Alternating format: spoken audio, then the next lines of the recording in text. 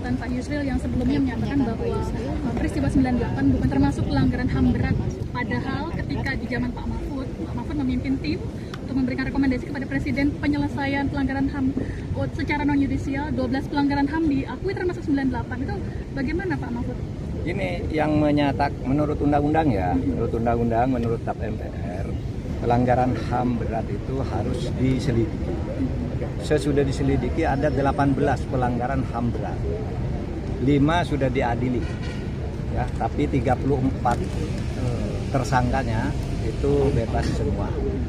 Jadi yang boleh menyatakan pelanggaran HAM berat itu terjadi atau tidak terjadi tentu bukan Menkumham. Yang boleh mengatakan itu hanya Komnas HAM menurut undang-undang. Nah, kalau Komnas HAM keliru dalam menyimpulkan itu nanti perlu dikomunikasikan dengan Komnas HAM. Oleh sebab itu waktu saya dulu, karena menurut undang-undang yang menentukan pelanggaran HAM berat itu adalah Komnas HAM, maka apa yang ditetapkan oleh Komnas HAM kita laksanakan seperti yang 12 yang sudah diakui oleh Presiden dan diapresiasi oleh PBB. Karena itu ditetapkan oleh lembaga yang menurut undang-undang berwenang menetapkan. Sebaliknya yang dipaksakan disuruh jadikan pelanggaran HAM berat, padahal menurut Komnas HAM tidak, itu saya Menko Polhukam menganggap tidak ada. Misalnya kasus KM 50, ya kan itu didesakkan oleh Pak Amin Rais dan sebagainya supaya itu ditetapkan pelanggaran HAM berat. Saya bilang ya bilang dong Komnas HAM, kalau Komnas HAM bilang begitu kita laksanakan.